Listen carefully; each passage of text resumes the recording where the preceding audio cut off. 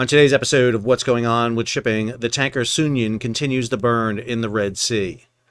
I'm your host, Sal Mercogliano. Welcome to today's episode. So we got some updates and images posted by the European naval forces in the region of the tanker Sounion continuing to burn out in the region, along with some statements coming out from the International Maritime Organization, the U.S. government, both state and defense. And we're going to take a look at these close-up images here to see what is exactly happening on board the vessel. If you're new to the channel, hey, take a moment, subscribe to the channel and hit the bell so you'll be alerted about new videos as they come out. So European Union Naval Forces ASPIDES put this out on their Twitter feed. These are images of the Delta tanker Sounion burning out in the Red Sea. You'll notice here that the ship's bridge has been burnt out and there are multiple fires emanating through the main deck. We believe these are from manhole covers and hatches that have been opened by the Houthi when they set off the explosive hatches. But we're going to look a little bit more closely here at those images. You'll also notice the ship is still anchored in the Red Sea and there's no appreciable oil spill in and around the area. But again, we're going to look at some more images here. This is the report put out by the Joint Maritime Information Center. This is a co-op of the Combined Maritime Forces in Bahrain and the United Kingdom's Maritime Trade Operations Office. This is the incident report, incident number 93, talking about on 21 August, the ship was attacked by small boats, unknown airborne projectiles, and a USV. JMIC confirmed that Sounion was initially hit by 2 projectiles and then subsequently hit by a 3rd projectile. All projectiles impacted the starboard quarter, damaging the engine compartment and starting a fire. Notice it didn't say flooding. The vessel's master reported the vessel went at anchor in approximate position 14 degrees 59 north, 4139 east. Initial fire in the engine room was reported to be contained. The vessel was abandoned. We know that the French destroyer Chevalier Paul was in position to get the crew off. The crew has been landed ashore since then. The crew is safe, with 1 crew member sustaining a minor injury. Multiple explosions were observed on deck, setting the vessel on fire. I would show you that image, but every time I show you that image, YouTube demonetizes my video. So instead, go check out this video right here. It has that footage in it. You can go see it. Multiple fires continue to burn on the deck. Salvage operation planning is in progress. We're going to have a little bit more about that. JMIC has investigated and found that Sounion had no direct association with Israel, UK, or the UK within the company business structure. Shocked, I tell you. Shocked, I find out that a ship that has no connection to Israel in the Gaza conflict was attacked by the Houthis. But again, that's the Houthi for you. Goes on, however, other vessels within the company structure have been identified to have visited Israel in the recent past. And according to the Houthi, your 6 degrees of separation to Kevin Bacon makes you therefore guilty, and you are a fair target for them. I don't understand how they make that connection, but they do. So Sounion could become the 3rd vessel sunk by the Houthis if this vessel goes down. This goes back to November of 2023. First ship was the Ruby Mar back in February. This is the report put out by JMIC talking about the attack on the vessel, that the vessel had been abandoned, left floating, and then drifted through the Red Sea, its anchor dangling, ripping apart some undersea cables. Eventually, the ship did sink and was partially submerged, but has gone under since then. And then we have the motor vessel Tudor, a bulk carrier that was attacked by the Houthi. The vessel was subsequently abandoned, but the Houthi boarded the Tudor, placing explosive charges along the stern section of the vessel and sent it down to the bottom. Sounion marks the 93rd attack by the Houthi, starting with Galaxy Leader back on November 19th. This chart put together by JMIC has all the attacks with the type of incident, the vessel type, along with the assessed association of the vessel. You'll notice that in the case of Sounion, it's green, meaning there's no direct association to Israel, UK, or the United States. About 1/3 of the vessels attacked are connected to Israel. About 1/4 are connected to the United Kingdom or the United States.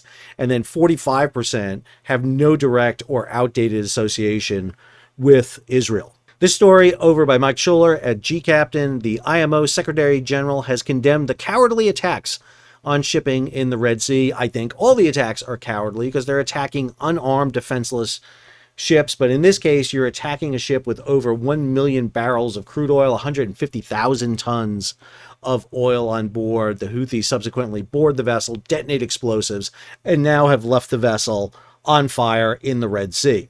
This statement by the U.S. Secretary of State, Houthi attacks on Sounion oil tanker threatened to become an environmental disaster. Talks about the potential spill here of millions of barrels of oil. If this vessel goes down, it would be the 5th largest oil spill in history, 4 times larger than the amount of oil spilled from Exxon Valdez, although Exxon Valdez was a bigger vessel. Then you have this statement from the United States Department of Defense. This is General Ryder, the Pentagon spokesman. Quote, the MV Delta Sounion now sits immobilized in the Red Sea, where it is currently on fire. It's called Delta Sounion here because it's owned by Delta Tankers. Currently on fire and appears to be leaking oil, presenting both a navigational hazard and a potential environmental catastrophe. The Houthis have claimed that they are conducting these attacks in support of the Palestinian people.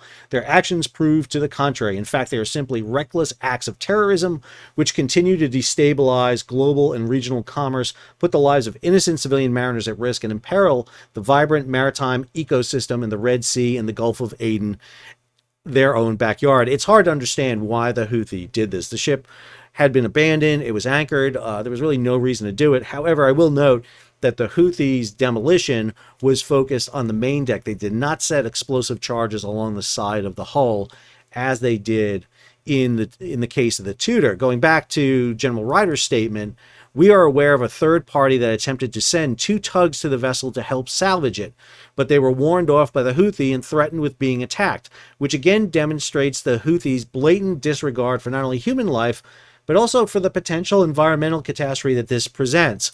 Can I just say for a moment, too, it also highlights the fact that there is lack of protection in this region. The U.S. Navy has basically abandoned the region.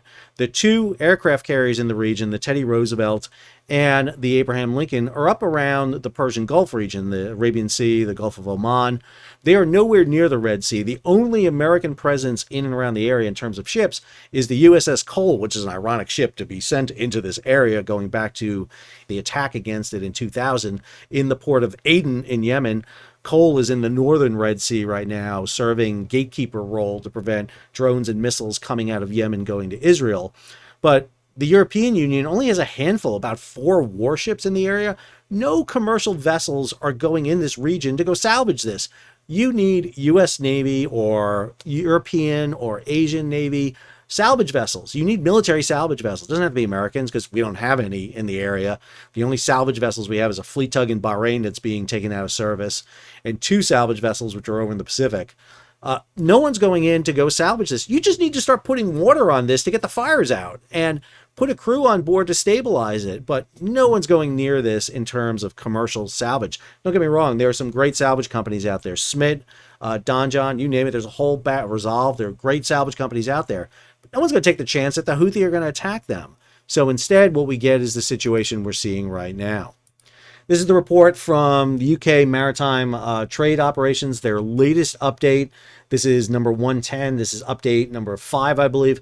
They have received reports from a passing merchant ship that Sounion remains afloat, but believed to be drifting in position 15 north, 4139 east. Again, that does not match up.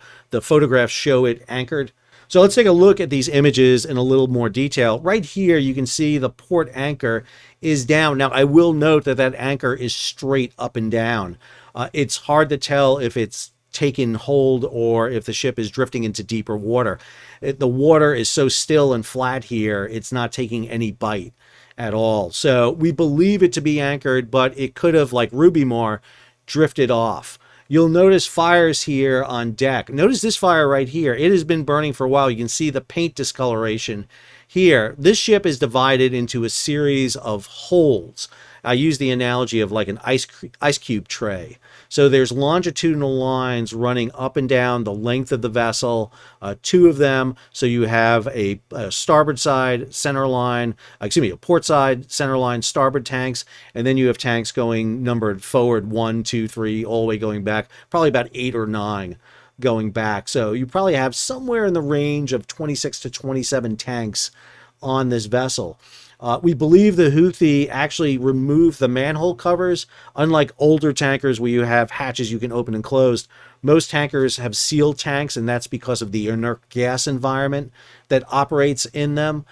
Ships will have environments in there where they lower the oxygen level in the tanks to prevent fires from happening. They use scrubber air or scrubber atmosphere from the exhaust from the ship. They get a nitrogen element, they pump it into the holds, and they reduce the oxygen level down from 21% down to from anywhere from 5 to 12% to prevent oxygen from enough oxygen for burning in the holds. The Houthi have fixed that by, number one, taking the inert gas system off. We know they went down to the engine room and sabotaged the ship. And they have removed the hatches which allow oxygen into the area. And when they detonated the charges on board, that's what has ignited the fires. These are almost like pilot lights. The fumes coming off the crude oil. And I used an analogy of crude oil in my last video that was inaccurate. I apologize. I was referring to kind of bunker oil. Crude oil comes in many different forms, and it's lighter than bunker oil, so it's not as slick and tar like others. So it once it heats up, you have to turn a liquid into a gas. You get that gas, it's going to vent through the openings here, and then the flames and the heat caused by the explosions is what's leading to the fires on board. The other thing to note here is the ship's bridge has been burnt out. This was probably not caused by the aftermost explosion. Remember, there were 3 large explosions, and you can kind of see where they were. One right here, one here in the center, and another one back aft. But it looks like the Houthis sent other explosives or fire charges up here in the bridge to gut the bridge so that they will not be able to navigate the vessel. It does raise questions for me whether or not they went down in the engine room and did more sabotage on the vessel. This image is really important too because there was a report that the vessel was down by the stern. If you notice the red here, that is the boot topping. So you have the black hull and then the red boot topping. If you notice, the red is pretty consistent down the vessel. And if you looked at the image prior to this, notice the red boot topping here. It kind of looks like the vessel is listing the starboard, but I think it's the image here. I think it's the tilt of the image. If you look at the red boot topping here, it's pretty consistent throughout the length of the vessel. And here you can see the ship really isn't down by the stern. We still see those fires, the burnt out bridge, but fires burning, and you're starting to see those discolorations appear on the deck. That means there's a lot of heat building up inside the vessel. This is not good. This is going to start degrading the metal, and more importantly, the piping system. So we could see a hull breach or a hull failure here pretty soon. That opening, those manhole covers here can get wider. They could crack and breach, in which case you get more air, and then you could have a larger fire on board. There was report of attacks on the starboard quarter of the vessel. That is the right side back aft.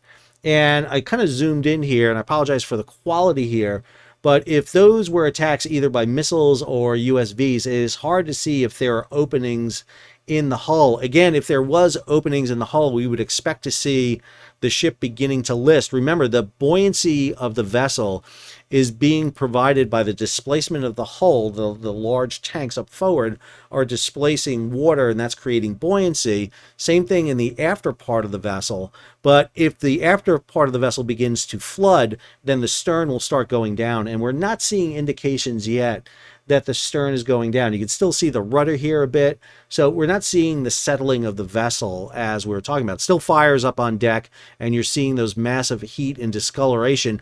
You can see that there are certain holds that are not being, so if you look at this discoloration, this entire hold here, this is the starboard side back aft, probably the number 7, 8, or 9 tank right here.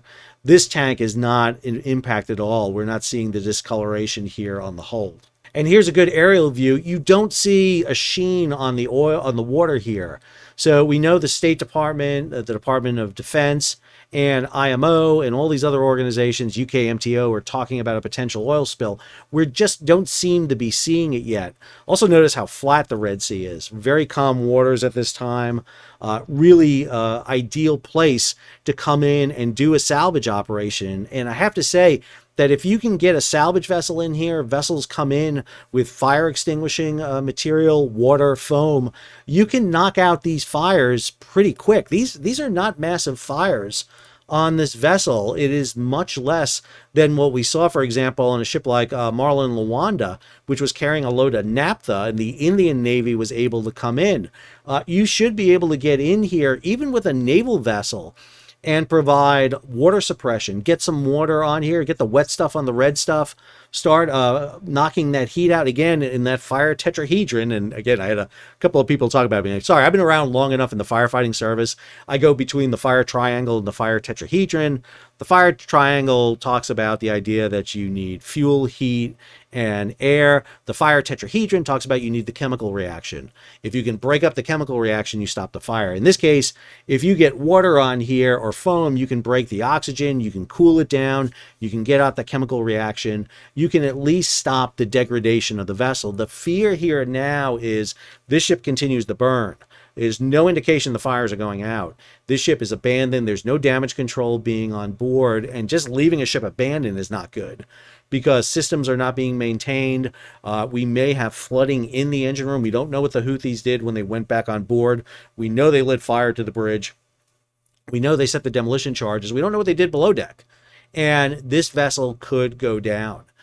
But there doesn't appear to be any effort to do this, to save the vessel. And again, this is a key element here. We just saw the commander of U.S. Indo-PACOM, Admiral Sam Paparo, announce that the U.S. military is opening to escorting Philippine ships in the South China Sea. This has to do with the efforts by the Chinese Coast Guard to prevent the resupply of naval forces and Philippine government forces out in the region of some contested shoal waters that have been an issue between China and the Philippines. Well, this is great that the U.S. is offering to escort the Philippines. We're in a treaty with them. We have an alliance with them. However, we committed to defend shipping in the Red Sea, something that I kind of made an issue about, because if you're going to defend everything, you're not going to defend everything. That's the classic Sun Tzu, you know, one who defends everything defends nothing. But we made a commitment. But since the withdrawal of the USS Eisenhower battle group, no American naval forces have gone in. We've abrogated the region to the European Union, Operation Spids, and now we have this vessel, the Sounion, burning in the region with really no efforts going in to kind of save the vessel.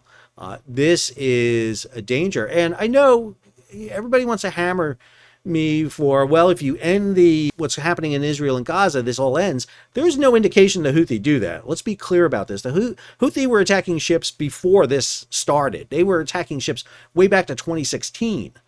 Just because you end what happens in Israel and Gaza doesn't end what the Houthi are doing, because the Houthi are backed by the Iranians.